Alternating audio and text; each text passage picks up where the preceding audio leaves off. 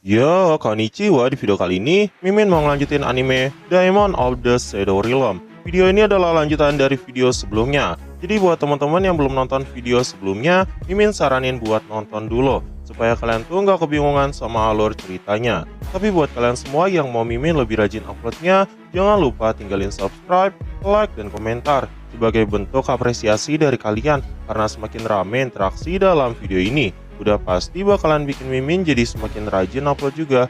Jadi jangan lupa komentar meskipun itu cuma emoticon. Yaudah nggak usah lama-lama, langsung aja yuk gas videonya.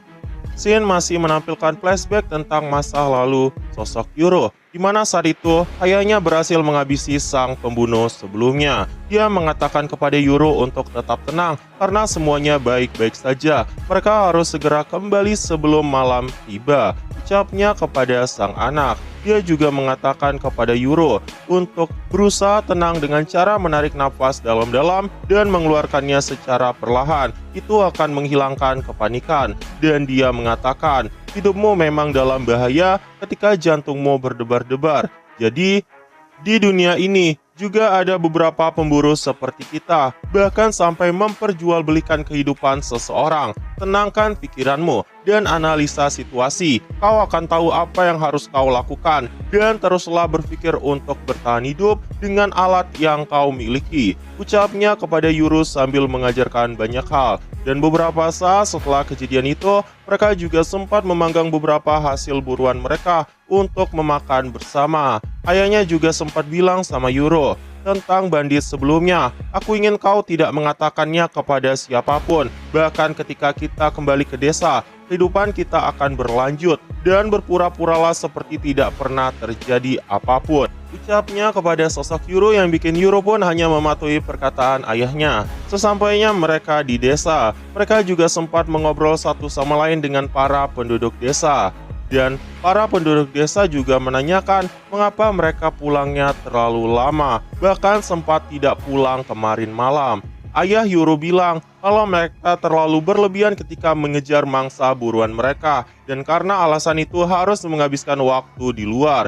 Tiba-tiba nenek Yamaha datang dan mengatakan, kau pulang dengan tangan kosong, bahkan setelah menghabiskan sepanjang malam, tidak seperti biasanya, ucapnya kepada ayah Yuro yang bernama Mine.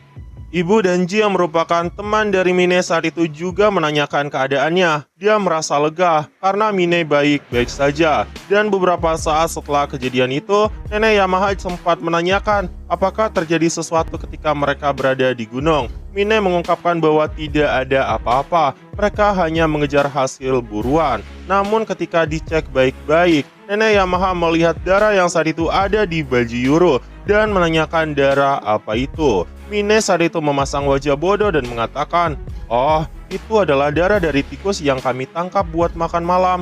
Aku sangat lapar, memakan tikus itu benar-benar hal yang sangat buruk rasanya, ucapnya kepada mereka semua. Dan beberapa saat setelah kejadian itu, Mine berhasil mengalihkan pembicaraan. Kita kemudian diperlihatkan Asa yang saat itu masih berada dalam kurungan. Dan dia langsung bertemu dengan istrinya bersama dengan Asa. Dia mengatakan kepada Asa, maaf ya Asa, kita jadi berkeliaran terlalu jauh di dalam gunung sampai kami telat pulang. Asa saat itu juga merasa khawatir dan menanyakan kepada kakaknya, apakah kakaknya tidak terluka. Yuro yang diminta ayahnya untuk merahasiakan itu pun mengatakan bahwa dia baik-baik saja.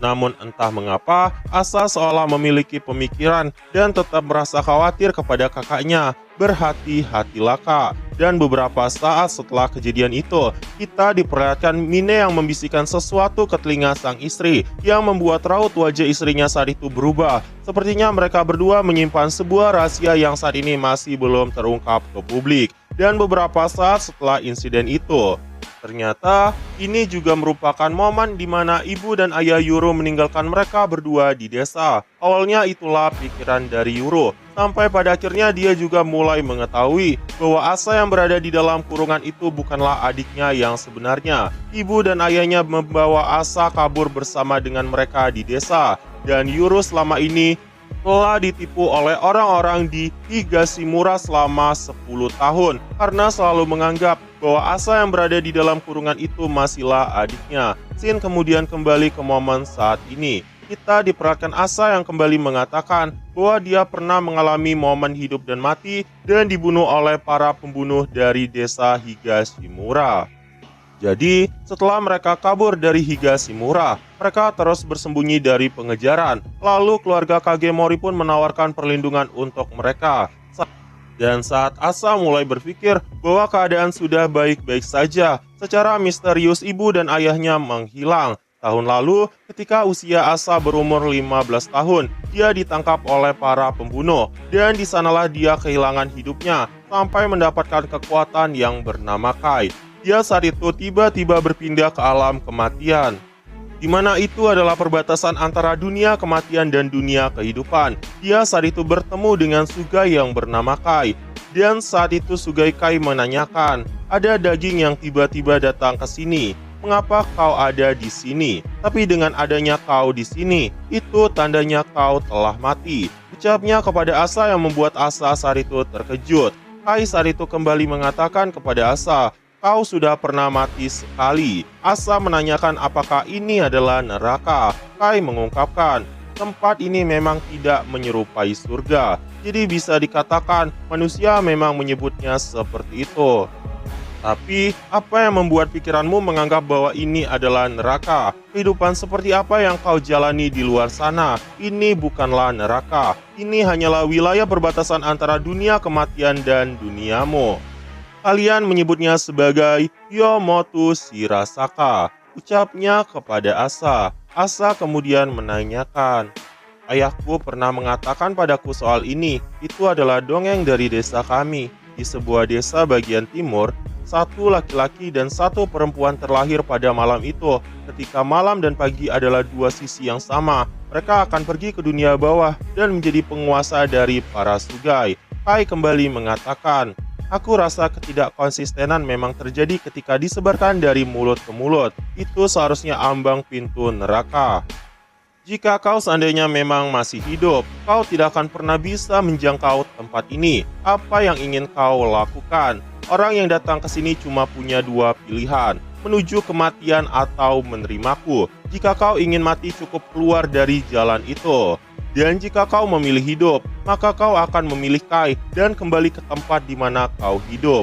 Ucapnya kepada Asa.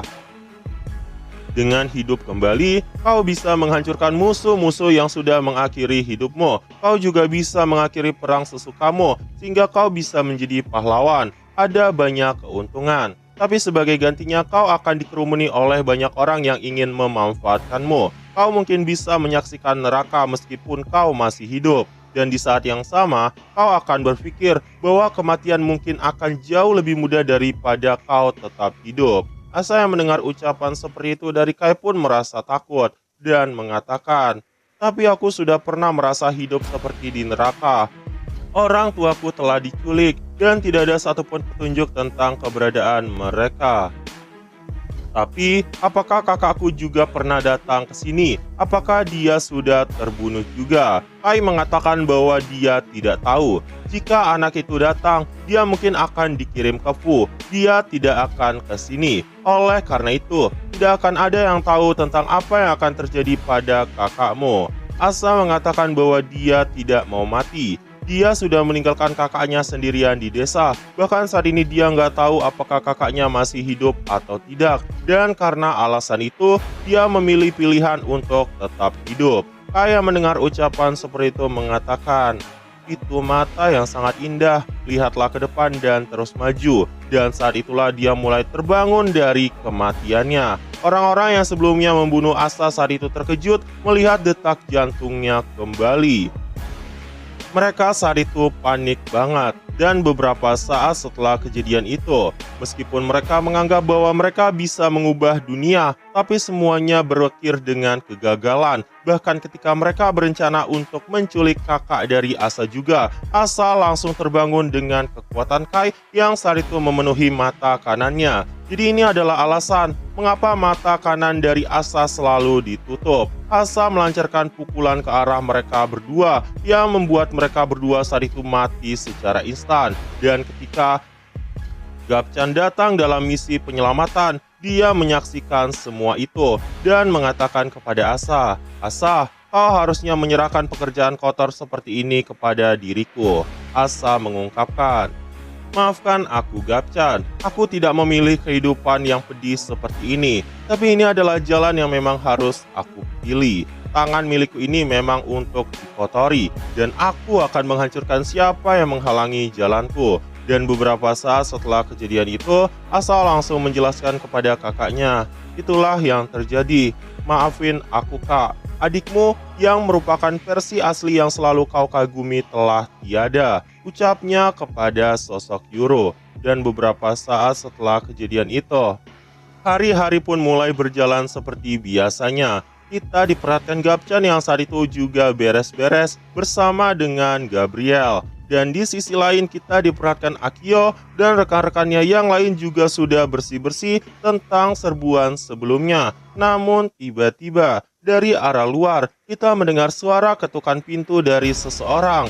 Dan ketika Akio membuka pintu, betapa terkejutnya dirinya mengetahui bahwa orang yang ada di luar itu adalah Dera. Dera mengatakan, "Halo keluarga Kagomori, maaf mengganggumu. Tapi aku adalah Ryu dari keluarga Tadera. Aku datang ke sini untuk menjemput Yuru," ucapnya kepada mereka semua.